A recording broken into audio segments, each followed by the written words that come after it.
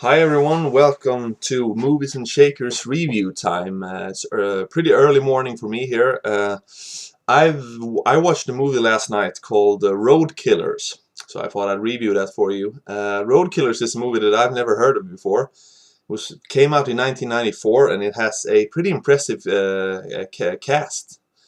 It's pretty much Christopher Lambert and his friend who's out on a road trip together with their respective wives and along with the children. Christopher Lambert has like an 18-year-old daughter that's sort of rebellious. And the other guy, who I don't really know who he is, he looked really familiar, but I'm not sure. I think he might be the Adam Sandler's opponent in Happy Gilmore, that golfer guy. But anyway, and his son is played by a very, very young Joseph Gordon-Levitt. So that was kind of fun to see him. He's a good child actor, of course, but yeah. So it's basically they're out on a road trip in the desert, what I assume is Arizona. I'm not quite sure. Arizona, Nevada, something like that. They're out in the desert anyway, just driving along.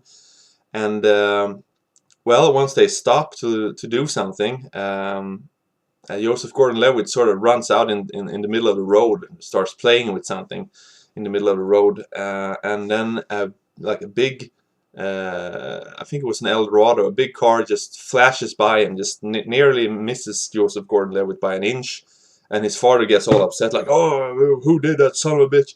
And they sort of, but the other car just drives off, and they start not following the car, but they start driving in the same direction because that's the way they were going in the first place. And after a while, they reach like a truck stop. I'm making a really big deal out of the story here, but otherwise it probably won't make much sense. They stop at some sort of truck stop, and they notice that the Eldorado is parked outside.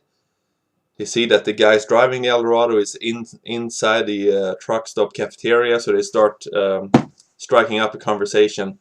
The dad is kind of angry at them, of course, and he provokes them a bit too much, perhaps, because that unleashes a series of events that are anything but pleasant for the two families. So yeah, that's basically the main point. The group of bad guys driving the Eldorado is actually a pretty impressive cast as well. I didn't recognize, there was a girl there, I didn't recognize her, but then there was Craig Sheffer. Craig Sheffer is he played the leading part, the male leading part in Fire with Fire, which is like a mid-1980s a romantic sort of bad boy meets the good girl and they fall in love. No one approves, that kind of thing. And he also played the main character in a movie. I do not remember what that movie was called, but it was like, it's a pretty new, like a Christian religious movie. It's about a plane hijacking, and then in the end of the movie, the world ends. It's really weird, but Craig Sheffer is in it anyway. So he's the main bad guy, and then his friends are Josh Brolin and David Arquette.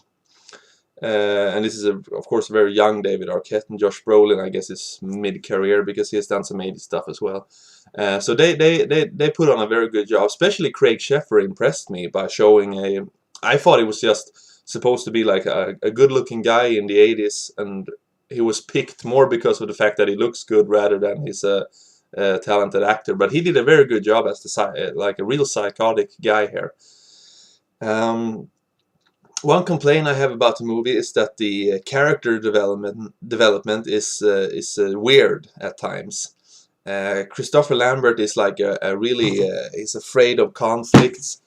In the beginning of the movie, like when the other dad goes to confront Craig Sheffer, Christopher Lambert is like, no, man, don't do that. Just leave it alone. Just leave it alone. We'll be out of here in a second. Something like that. And which turned out to be a good move by him, because the other guy, the other dad, seemed to have a real anger problem. But you'll notice that when you watch the movie. So yeah, that's and then all of a sudden, Christopher Lambert is turned into like a psychopath himself, pretty much, stealing cars and stuff. You will notice when you see the movie.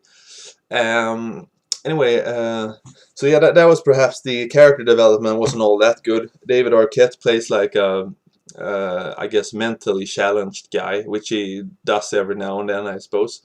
As for example, in the one of a really good movie called Ravenous, with Guy Pearce. Let's see, Guy Pearce. Yeah, Guy Pearce and what's the other guy? Robert Carlyle. When they're out in a fort in the middle of nowhere during the, I guess, early 1900s, late 1800s. A really good movie, in case you haven't seen it, Ravenous. Well, so yeah, that's something else that's good. Well, Craig Sheffer does his part very good. There are some exciting scenes, some good stunts, I think. Otherwise, there are a bit too many dead spots, perhaps, and the character development, like I said, is weak. So it's hard to really care about a lot of the characters. And some characters are introduced, and then all of a sudden they, well, pretty much don't do anything else in the movie, and so that's a bit frustrating. Otherwise, it's a typical in the middle of the road kind of movie. It's not that bad. It's not that good. Probably give it a 5.5 out of 10, maybe a 6 out of 10. I mean, if you don't have anything better to do, you could definitely watch it and probably get some sort of enjoyment out of it.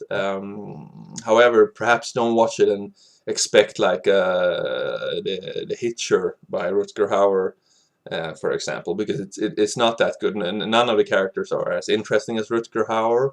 And I thought that movie did a better job with the whole more exciting, just a more interesting movie. So this is like a worse or a less good version of that movie with a bit more bad guys. So it's definitely you can check it out without, I think, regretting it afterwards. But don't expect anything too fantastic. So yeah, that would be my review of that movie. I hope you enjoyed if you get to see this, and yeah, talk to you soon. Bye.